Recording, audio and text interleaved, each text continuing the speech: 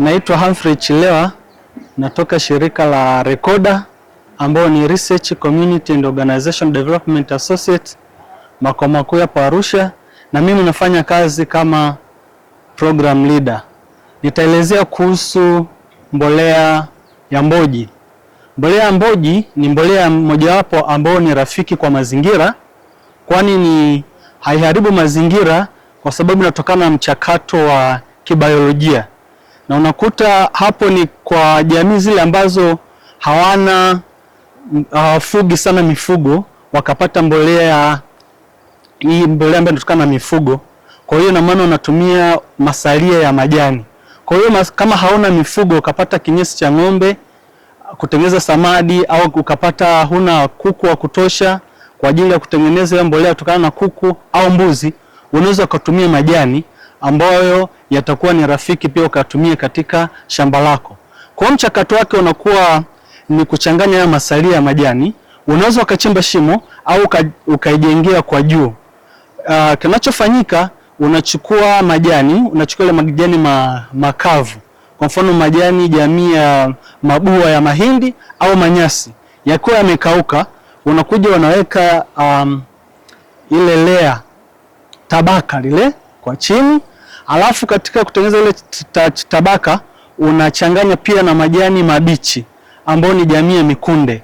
Kwa hiyo na kurahisisha ule mchakato wa uozaji wa hiyo mbolea. Alafu katika kutengeneza hizo layer, hizo matabaka, unakuja unaweka pia maji kidogo, na unaweza ukaweka sasa mbolea za samadi kidogo kuongeza ile kasi ya mchakato wa kuoza. Kwa hiyo unazipanga katika layer, inaweza kaenda chini kama mita 1 hivi mpaka 1.5. Kwa hiyo unaziweka hizo layer, alafu unakuja kuzifunika kwa mwisho. Alafu unakuwa unamwagia maji, isiwe yasijae sana, inakuwa ni namna tu kutengeneza unyevu. Alafu utakuta sasa mchakato wa kibiolojia, kuna bakteria wataanza kuzichakata yale majani kuwa mbolea.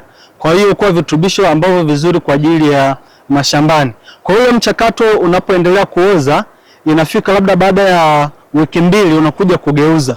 Kwa sababu kuna ile kuipa pia hewa, mzunguko wa hewa ambayo bakteria wale pate kupata hewa kwa ajili ya kuchakata ile mbolea ikae vizuri. Kwa hiyo unakuta unazigeuza baada ya muda fulani. Kwa mfano shimo hapa umelichimba, unaweza kugeuza zile zilizo chini zinaenda juu, alafu za juu ile tabaka la chini inaenda chini. Kwa hiyo unakuta baada ya wiki 2 wiki 3, alafu ikisha kaa ukigeuza, baada ya miezi 2 mpaka 4 inakuwa iko tayari kwa ajili ya kuweka shambani. Unakuwa unaichanganya vizuri, na wakati huo kisha iva sasa, inakuwa na harufu nzuri ya udongo, na inakuwa na namna fulani hivi ambayo inakuwa tayari unajua kabisa hii imeshaiva, inafaa kwa ajili ya kuweza kuwekwa mashambani.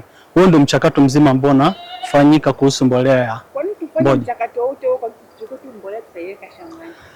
Mchakato sasa, kwa mfano hiyo mbolea tunasema tunasisitiza kilimo hai. Zile mbolea ambazo ni rafiki kwa mazingira, kwa sababu hizo aina ya mboji au samadi yenyewe haiharibu mazingira kabisa, kwa sababu inarutubisha udongo, inaweka udongo, kwa sababu hauui viumbe hai vilivyopo ndani ya udongo, kwa sababu wale viumbe hai ni muhimu kuwepo kwenye kutengeneza ile udongo ambao ni uko hai na ambao utakuwa na rutuba. Sasa na maana kwa nini tusiweke tu mbolea? Na maana utazipata wapi? Mojawapo ya tunazozipata ni kwamba kwenye ng'ombe tunapata samadi, au kwenye mbuzi au kuku. Sasa na maana kama mimi si mfugaji na sipati kwa wingi, ndipo naweza nikachukua mbadala wa kutengeneza mboji.